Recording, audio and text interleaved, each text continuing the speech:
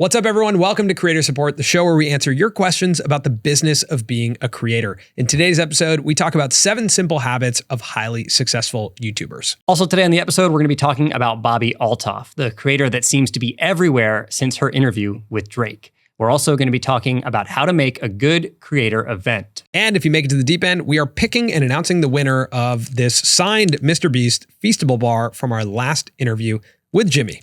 All right, let's get into it.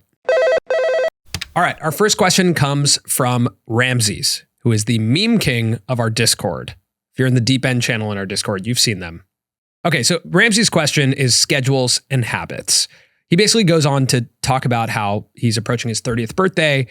He has adult commitments, and he also wants to explore his creativity and be a creator, but trying to figure out how he balances his schedule and how he creates habits.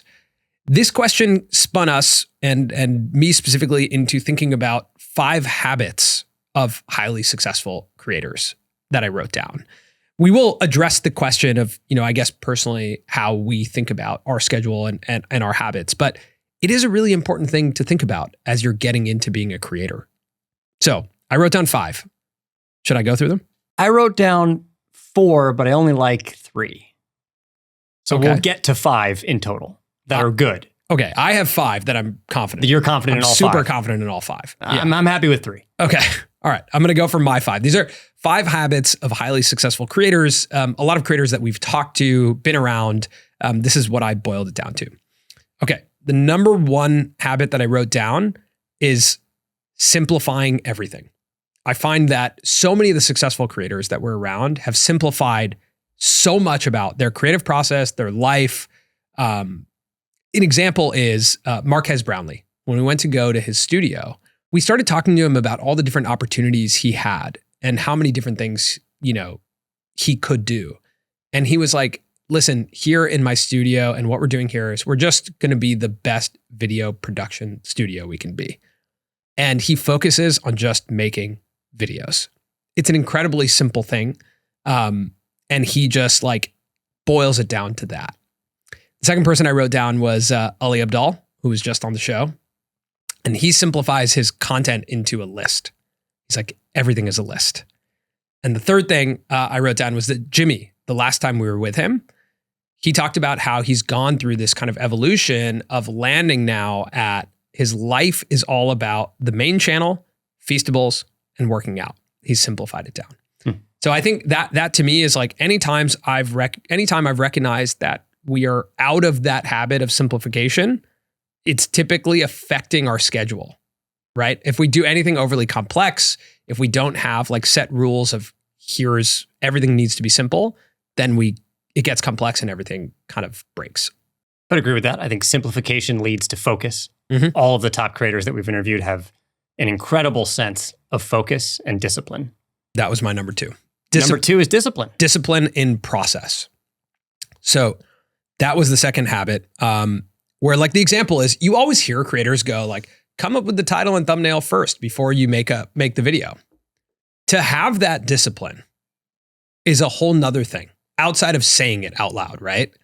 Ryan Trahan is a great example. We were just with him. He does not move forward, and he works on designing the thumbnail with his team before they even have the camera on. That is serious discipline. He has a Notion document with all these ideas and thumbnails. You look at Bobbi Althoff, who we just had on the show too. When he was talking about it, he was his team makes the title and thumbnail. He doesn't like to do it, but they make it before he can film. And I think we know that and we talk about it, but it's something that we need better discipline in. No doubt about that. Yeah. The other person that I wanted to talk about was Tim Ferriss on brand deals. When he in his process, he's I have to try the brand and test the brand before I talk about it.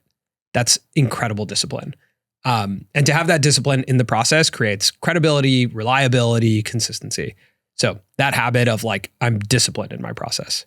My third, which goes in line with discipline, is one habit I've noticed that not only successful creators, but entrepreneurs and just successful people is that no is their default.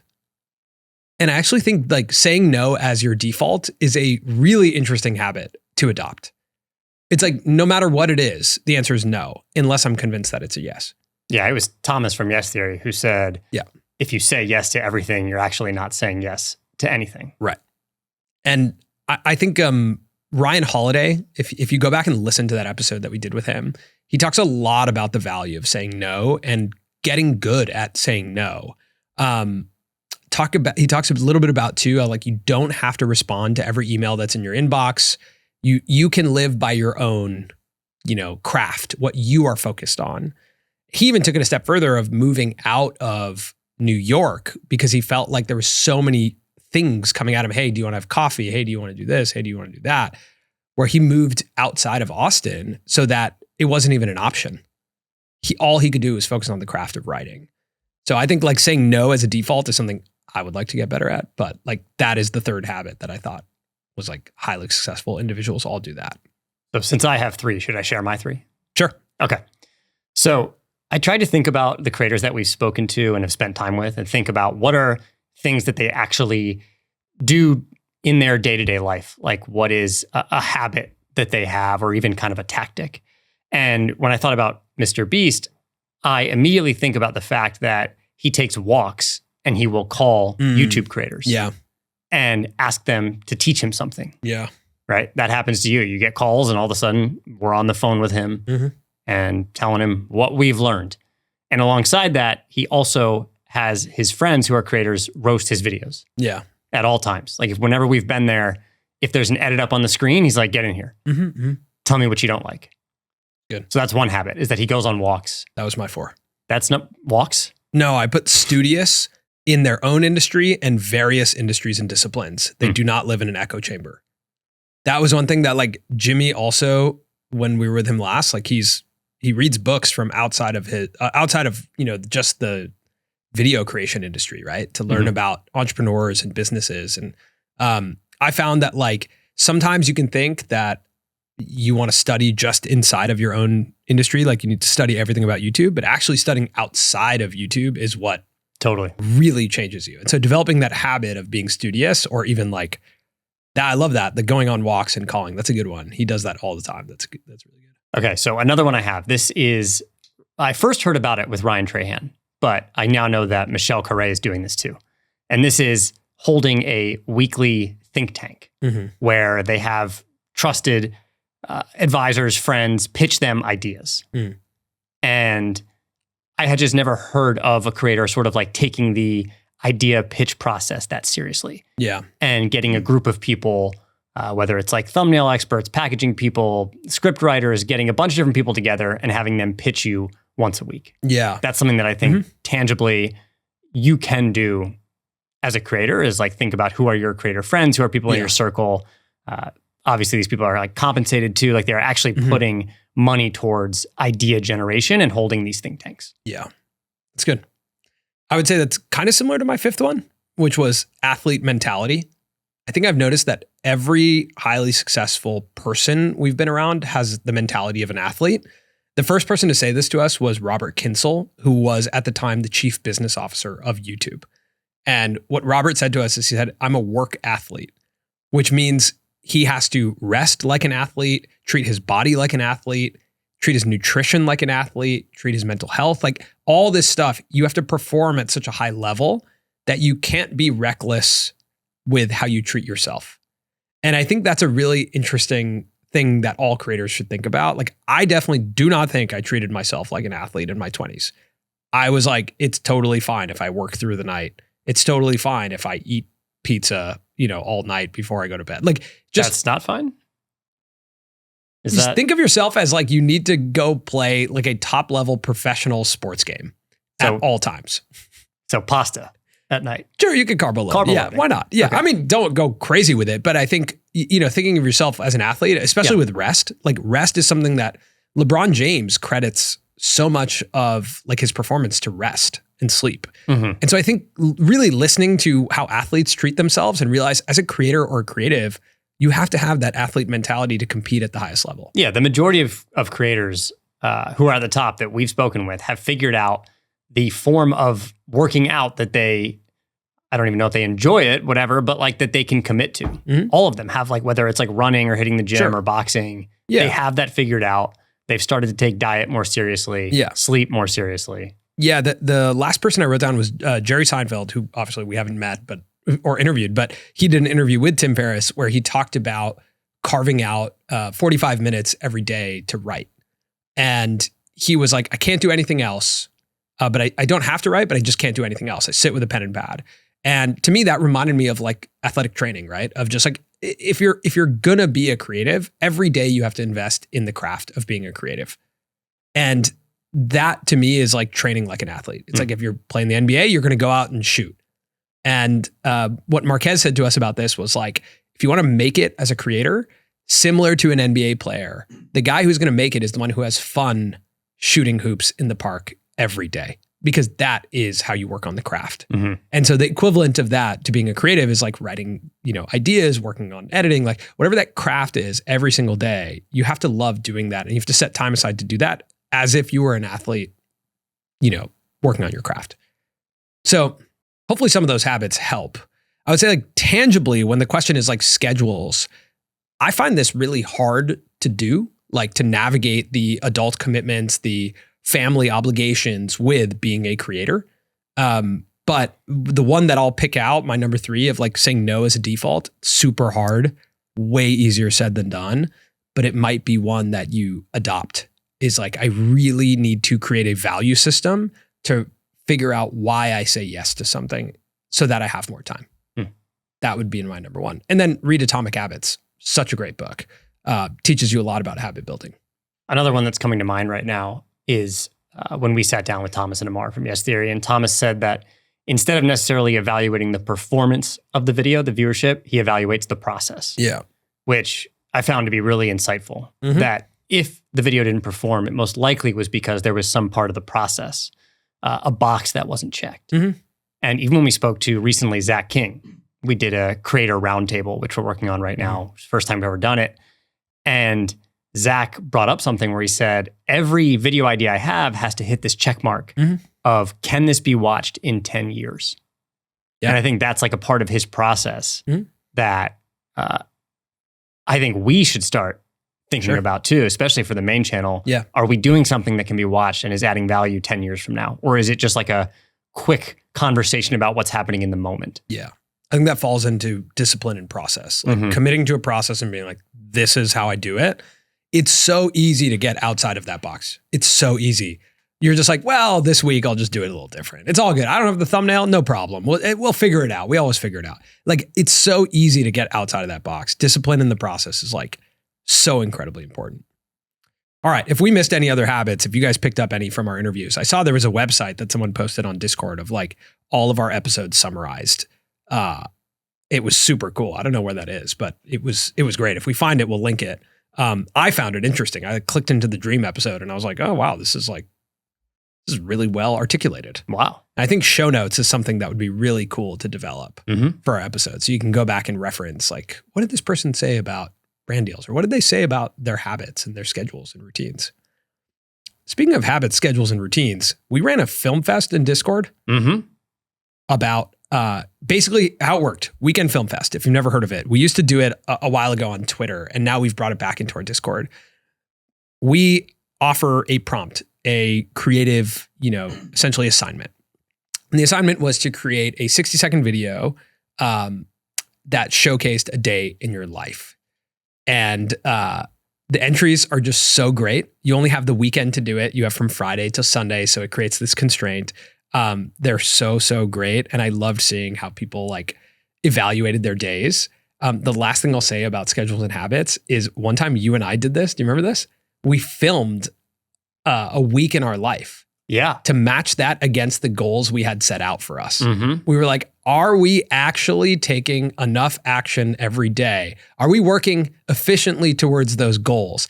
And you don't have to film it, but it might just be writing down on a piece of paper what you're doing in the morning, like afternoon and evening every day, and then matching that against your goals and being like, all right, does this make sense? Or can I cut something out and replace it? Yeah. In that instance, the goal was to be, to make a documentary film. Yeah. And when we started filming our week, we realized we weren't really going to see documentaries. We weren't watching documentaries. We weren't studying. We weren't looking for stories.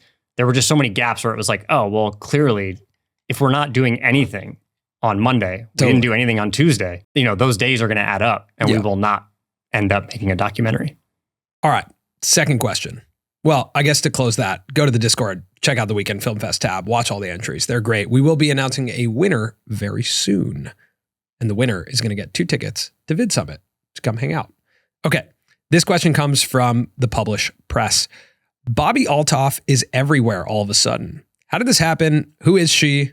I've watched a few of her episodes and I don't really get why she's so popular. That is probably the question of the world right now. She is constantly trending on Twitter. Her clips are everywhere. If you don't know who we're talking about, how do you explain Bobbi Althoff? So Bobbi Althoff has like 3 to 4 million followers on TikTok, was primarily making like mom content. Yeah.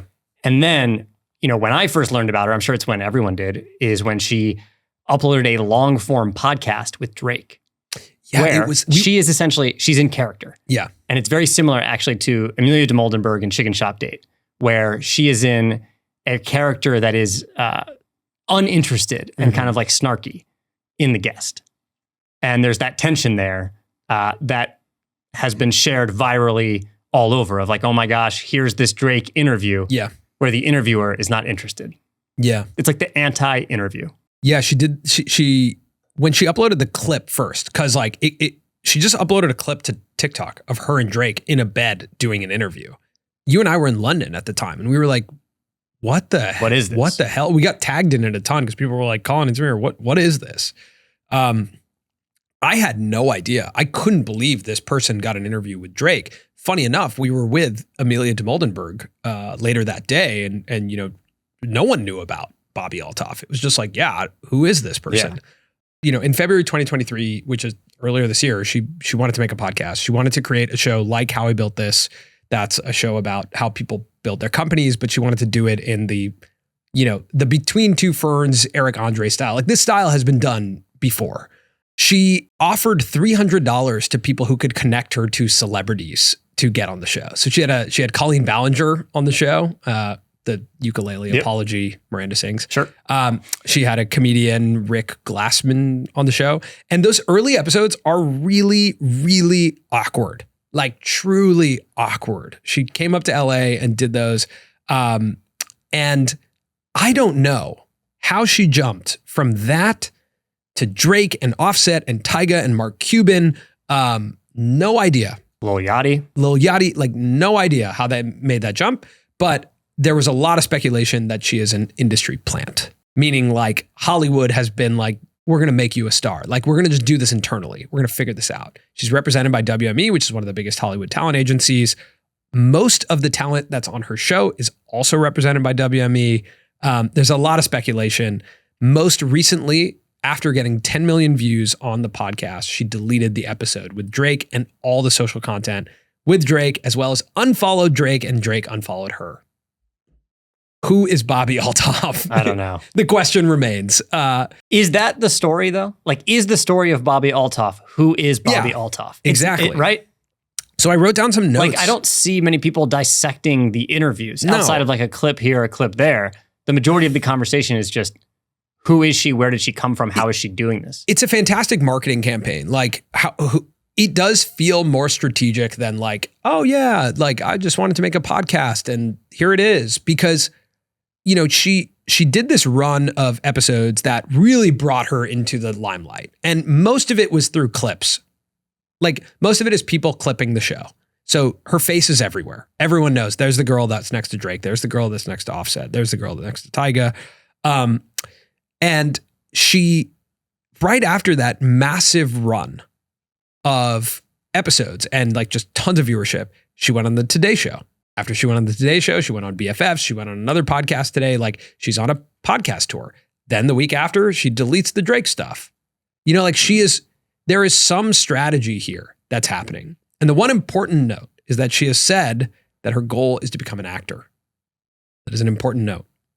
There's something happening here. But what can we learn from it? That's like I don't know. I don't want to make any speculations here about industry plant or not. What's significant about the actor comment? Because if you wanted to become an actor and someone is your agent and they're like, how can we build your brand big enough to get booked on a movie? and they got commission on that, right? Like, I'm just saying, like, there's a lot of incentives there to be like, how can I get you a massive role on a movie? What's a really out of the box idea to do that, to grow your following? Yeah. To grow your just general name, like Bobbi Althoff. Like, we all know this name now. Yeah. And if it was announced in December that you got cast in a movie, everyone would be like, oh yeah, that girl who did the interview with Drake. Yeah. What's remarkable about it is the lineup of guests. Mm-hmm. That lineup of initial guests for a podcast is without a doubt reserved for someone who's already a celebrity. Yeah. Like, it's just it. Like, a celebrity launches a podcast, they have other celebrities on the show because they're a celebrity. Right. Like, this is the network they're a part of. These are their friends. It's unheard of, really, that you would have someone who's never had a podcast before launch a podcast with these guests. She went to the Variety Young Hollywood party. How does it happen, Samir? I'm telling you, man. How does it happen? To me, it's just really good marketing, and there's really sophisticated marketers involved and PR people involved. Because a week after, the podcast run, or maybe 4 days after the podcast run, she went to the Variety Young Hollywood party, was fully styled by a celebrity stylist, was photographed by a celebrity photographer. Like, you just don't learn about all this stuff within a matter of weeks and just have it activated immediately. You just don't. It's just, I don't know. It's just not something that happens. Man. So, okay, I wrote down some notes about what I think a lot of creators can learn about this, or at least what my takeaways are. Number one, it's something I say all the time, but I think this is super important. The world glances, it does not read. What I mean by that is, we all know the surface level. Bobbi Althoff is next to celebrities. She books incredible celebrities. I have never listened to a 60-minute or 90-minute episode of her podcast. And I've had conversations with tons of people about Bobbi Althoff. None of them have listened to a full episode.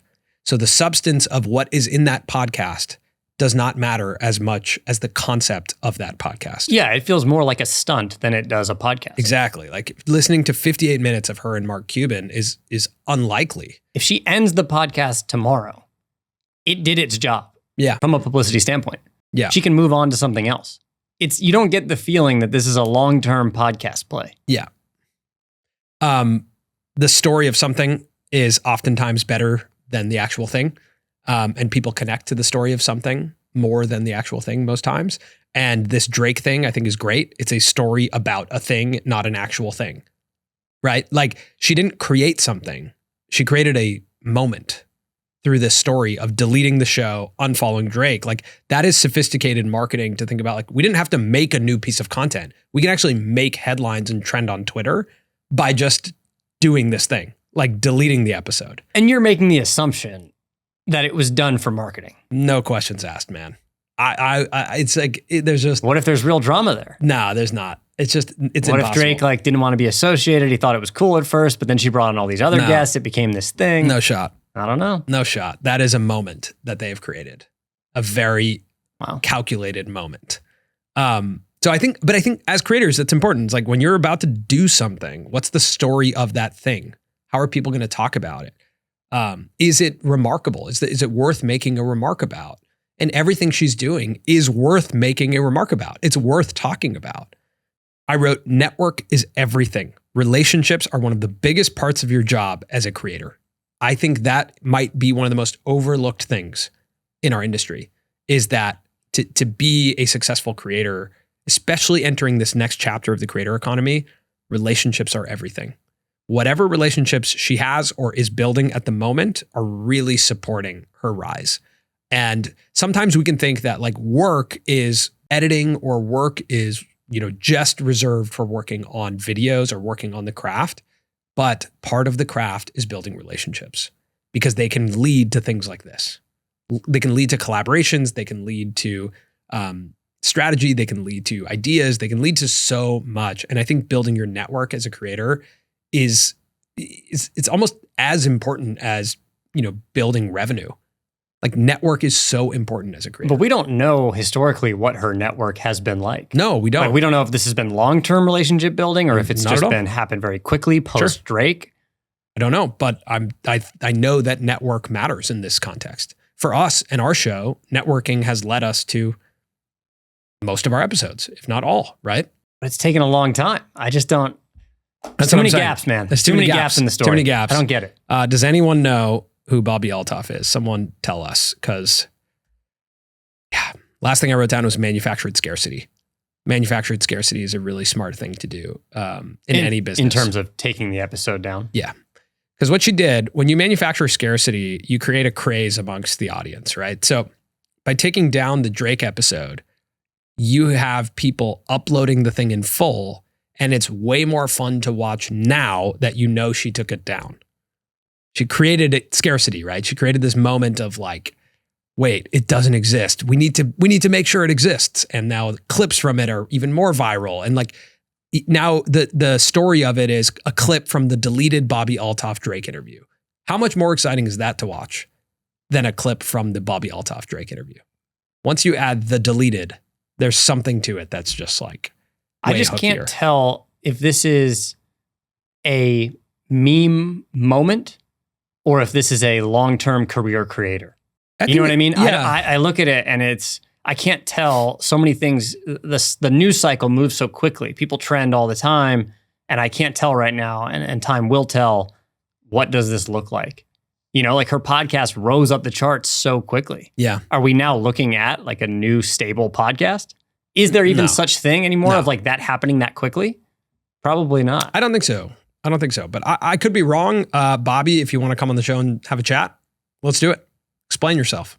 Okay, speaking of clips and short form content, YouTube made a significant feature change over the past week. They announced that URLs in shorts will no longer be clickable.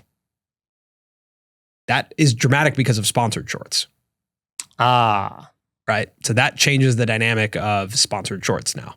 You can no longer put a link there. What you can do is you can link a short to a long form video. That's also significant.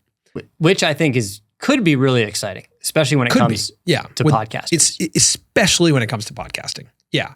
Because like the thing though that I would want in that feature is if someone else clips our show, can it auto link, in the same way that you start seeing with YouTube shopping now, like sometimes when Marquez is talking about a product, a link will show to that product. That is, there's a world where that is building into affiliate income, which is really cool. I wonder if you could do something like that with like almost affiliate income for YouTube long form. So imagine like, we're like, hey, everyone clip our episodes, right? We won't claim them as long as they're done through this process.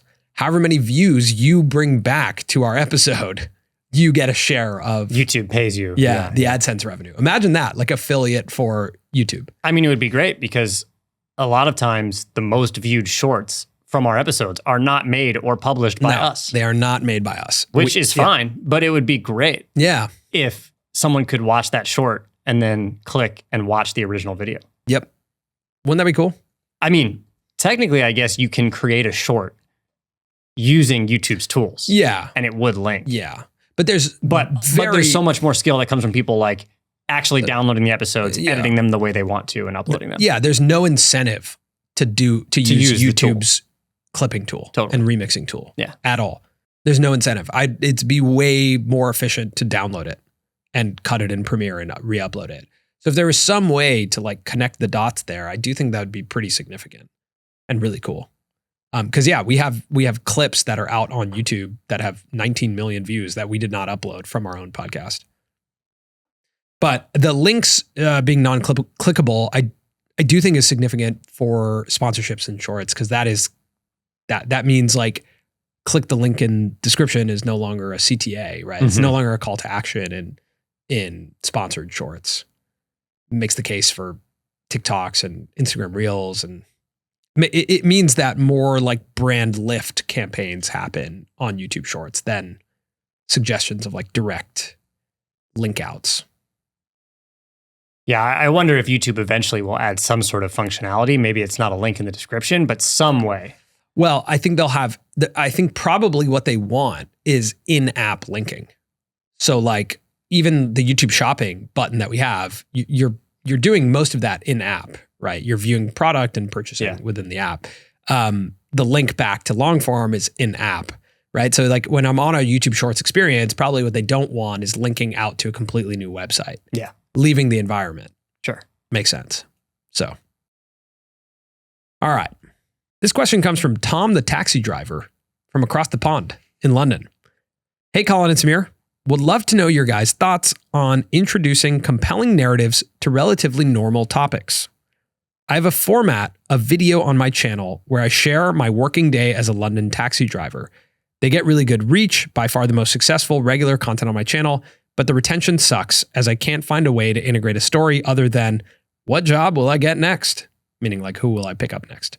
I'm very concerned about my hard work and efforts hitting a plateau. I respect people's decision to click, and I want to ensure they get as much value from the video as possible. Love your content and gutted I couldn't be your exclusive driver whilst you were in London. That would have been nice, Tom. Interesting. Is that the question? Like he's like picking up people and he's like, what's the other narrative inside the taxi? Other than who am I going to pick up next? I guess so. Yeah. I mean, these videos do pretty well. I'm looking at his channel right now. Can I see one? Yeah. Hello everyone, it's Tom, a taxi driver, and you're going to join me today for another shift video. I'm in Bayswater and we've got a pre-booked job we're going to take to Heathrow Airport and we'll start from there. Let's go. Okay, so just from watching the beginning of that video, I think there's an immediate issue. What am I getting from this video, right? Like all I'm getting so far is that I'm going to come with you on the shift and you just got a job to go from somewhere I don't know to the airport. Let's go. Yeah, I'm gonna need something else. I'm going to need something else, yeah. Like a foreshadowing of an interesting conversation you had. And you wouldn't believe what happened. And and along the way, we're going to try every coffee. You know, like something has to keep me going.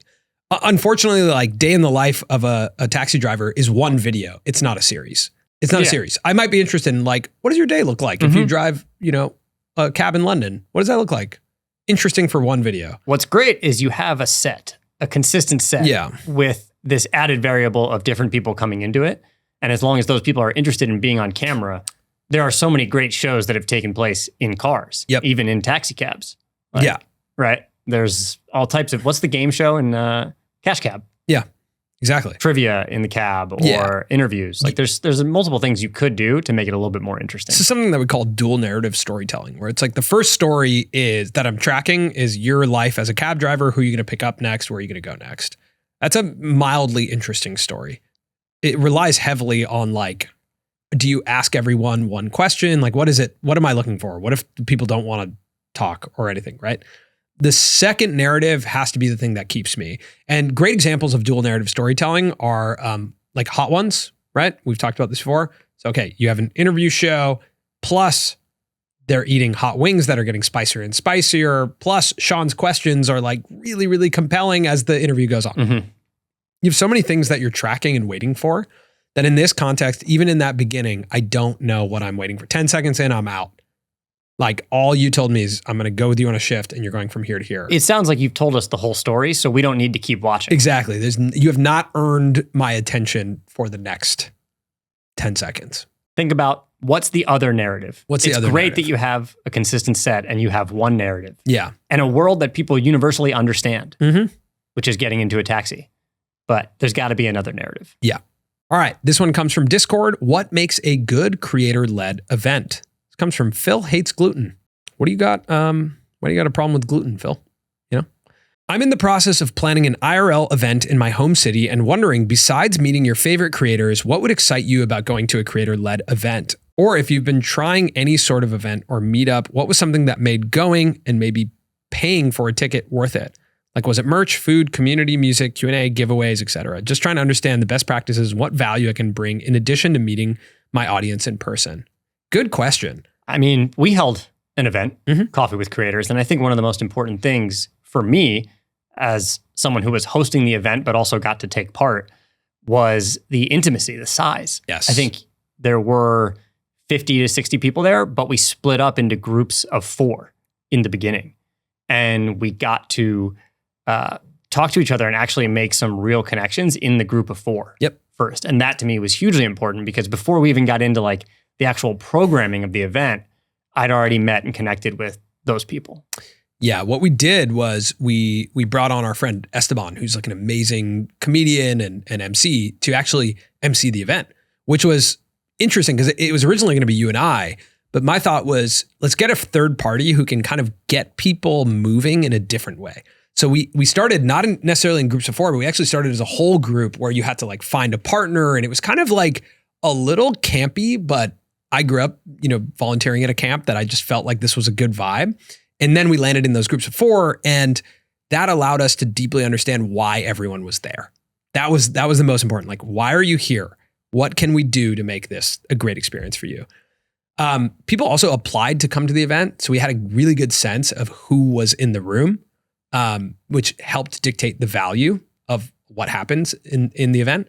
Sometimes I find, like, what are things that I don't like about creator events? One is like lack of clarity in programming. That's the number one thing I don't like, where I'm sitting there and it's like general broad strokes conversation about being a creator. It's like, that like, maybe that's good for someone else, not good for me. Yeah. It's a misunderstanding of who's in the room. I don't think it's enough to just put people in a room who have a shared interest. Totally. There needs to be a little bit more direction than that. Extreme deep understanding of value. I would say all the exercises in our upcoming course would be good for you to do to like deeply understand the value that you are providing to an audience. Was that a plug for our upcoming course? Absolutely. Of course it was. Okay. The next thing when it comes to an event. Yeah. Swag. Stuff we all get. Yeah. You got to have some good swag. You think? No, you don't. Yeah. But we gave away swag. We gave away everyone who showed up got a Press Publish hat. Yeah, that was cool. It doesn't hurt. Yeah. I'm just saying. No, it doesn't hurt. Yeah. Yeah. I think value. Sure. Value and purpose, number 1. Yeah. But if we're going to have a number 2. Yeah. Swag? Sure. Okay. I think actually number 1 is curation of individuals. Yeah. Like who is in the room and what's the commonality. Number 2 is value, but also you driving the value. The first creator event we did, which was at 368 in New York, you and I stood up and called out who was in the room and gave conversation prompts of why you could go up to that person and what you could talk to them about. Most people at a creator event don't know who to talk to or what to talk about, and they need prompts. So you have to get people talking. And that is, at the end of the day, that's what creates the value. If I went home and I was like, that was a really great conversation, I had fun.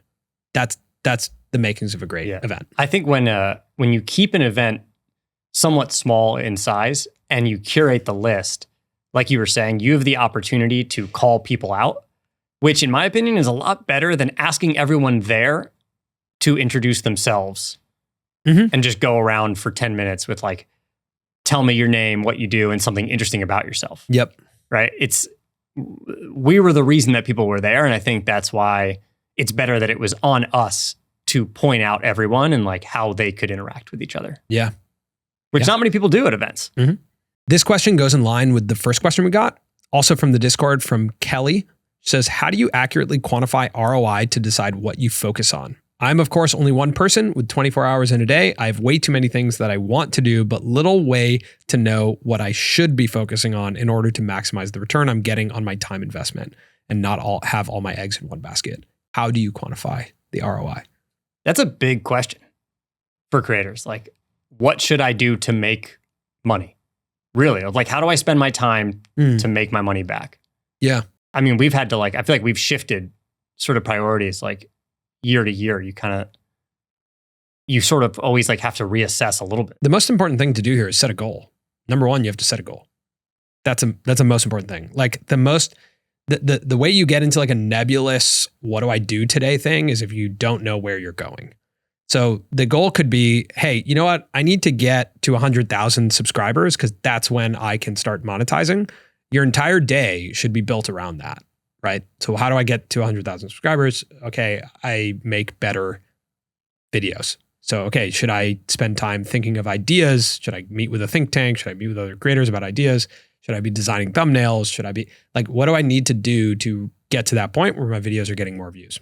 That was, I think, last year, which was our biggest year of growth. We constantly set new goals every quarter, which helped us get and progress because then you self-evaluate on your day of, do these things I'm doing help me get to that goal? Right? And if your goal is get a brand deal, right? Get my first brand deal. Okay. What are 3 things you're doing today to progress that? Are you calling other creators to say, how did you get your first brand deal? Right? Like it's really just saying, here's my goal. Every morning, wake up and go, what is the number 1 thing I can do to progress that goal? And then you can make a to-do list of everything else you have to do. I found that to be super helpful. Like a lot of times I'll hit a notebook and just go, Okay, what's the goal? What's the number one thing? If I could only do one thing today to progress that goal, what is that one thing? Because a lot of times that thing takes a lot longer than you think. And if you focus on it, it will progress you towards that goal. So I think sometimes we get in the world of like, there's so much to do and I'm on Twitter and I'm on X and I'm scrolling and oh my God, TikTok. Oh my God, what about this idea? What about that? What about this? And if you don't write that thing down, then you just kind of go throughout your day without doing that thing. And then you're in this weird place of like, did I do anything today? All right, we have officially entered the deep end. You have any gripes? No, not at the moment. There was a gripe in the Reddit about the Discord. I saw that. I did see that. Yeah. Gripe. I don't like the Colin and Samir Discord. U/Commander J Money on the subreddit said, this is a personal thing, but I find the Discord noisy. High level basically said like it's hard to jump in to the community. Like you'll send a message and it'll go unread. And there's a lot of channels. So it's a valid gripe. And I would like to ask the Discord community, people who are regular members and avid members of our Discord community, to make suggestions on how it can be easier to navigate or how it can be a more inclusive community. Because I don't want it to feel overwhelming. I understand that it can. There's a lot of people in there. There's a lot of things getting posted. I find myself in the Discord knowing the channels I like to frequent. Like I love the deep end. I think it's super funny. I'm rarely in general, only if I get tagged, because general is pretty wild. I love creator news. I think creator news is really fun. So I find my channels that I like to frequent. And then I like the forum ones, which are super well organized, like thumbnails, video feedback. Yeah. Thumbnail feedback is one of my favorites. Yeah. Just because it's fun. I like reading other people's feedback for a thumbnail. Even if I'm not going to give it every time, I'm like learning from reading other people. Totally. Yeah. So I'd love to hear some suggestions there. Okay. There's this Nielsen thing that's in our deck here, which is called the Gauge. It's like their total TV streaming snapshot. Basically, from June to July, YouTube viewing on TV went from 5.6% to 10%. That's massive jump. And a huge opportunity TV viewing for creators. Yes. To think about the fact that they are sharing that real estate with streamers, with cable, in people's lives, that like people are sitting down on their couch to watch YouTube like that. Which used to be like social media. Yeah. You think about it, you should be reserved for like, oh yeah, that's just on your phone. But now creators are really pushing into this space where it's like, no, yeah, I will create 22 minutes for someone to sit down and watch as if it's TV. I want to understand from the people listening and watching, how do you watch YouTube? Because the majority of the time I watch YouTube on my phone. Like it is 99% of the time I'm watching on my phone. Don't you also watch Netflix on your phone? Yeah. What's wrong with that? That feels crazy. Is that crazy? Yeah. Why? That's not what they like. I watched the whole Untold Johnny Manziel on my phone. That's so just like no, I like don't. A tiny like. What am I, 75 years old? I have to look that close, man? No, just put it on a big screen. It's on a big screen. No. Comparatively to my hand. No.